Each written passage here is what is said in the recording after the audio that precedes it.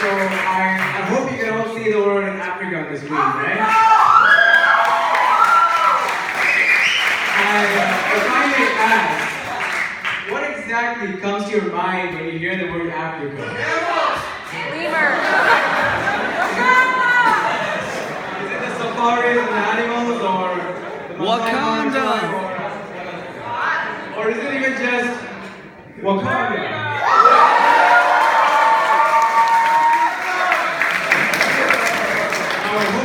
Here of watched Black Panther and you're aware of the fictional place called Wakanda, right?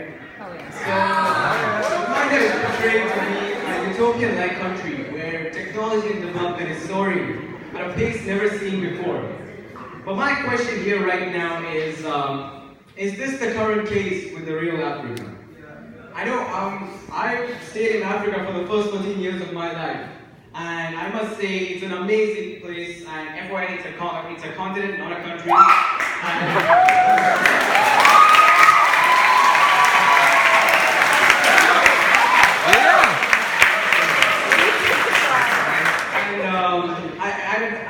I advise you to go visit there whenever you have your time. So, but my passion is I'm passionate about tackling poverty alleviation in Zambia, my country, Africa.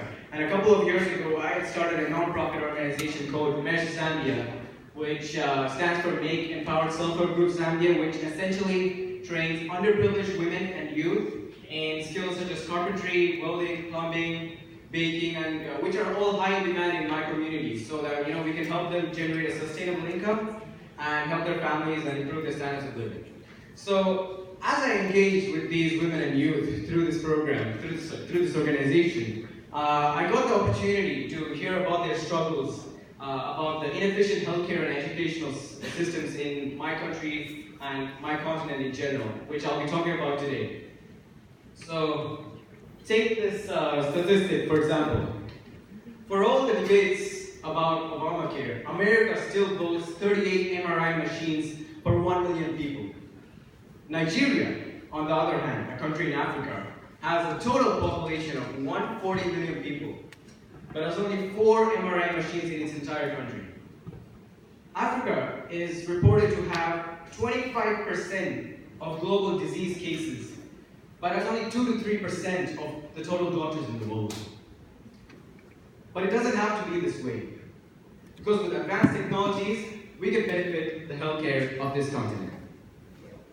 If you don't believe me, look at this example. There was an idea proposed some time ago where we could use artificial intelligence to actually predict the disease outbreaks in Africa. The importance of this technology, which essentially incorporates machine learning algorithms, is that it can help countries and healthcare firms to actually have better chances of promptly controlling diseases such as Ebola and cholera before they even start, or possibly even finding a cure for them before they start, which is great.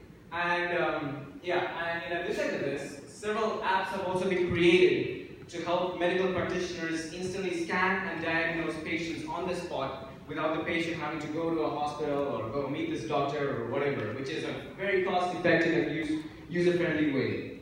And now comes my favorite. This is an example of where an app is being used to scan a woman for an eye examination.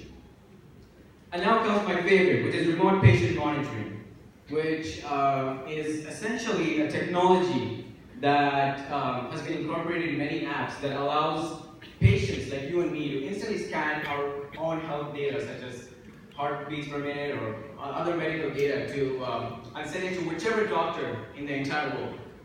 Now, I was really excited when I heard about this, not only because I realized, okay, I wouldn't have to go to the hospital whenever I got sick, but also because we could connect suffering people in underdeveloped countries in Africa with specialized doctors in developed countries, thereby saving costs and a lot of lives. Education in this continent is also in a similar platform and situation. So it has been reported that the students in this continent don't fare well academically when compared to international standards. But this is mainly due to a lack of opportunities and ineffective teaching methods and ineffective educational systems. And these are mainly caused due to financial constraints. But I think just like with the case in healthcare, AI is the best solution forward. There are plenty of success stories as well on this. One is an educational firm called Datio, which created an adaptive online learning platform to help students in remote areas in Africa to learn content and courses to be on par with international standards. And the greatness about these courses are that they're adapted specifically to each student's strengths and weaknesses.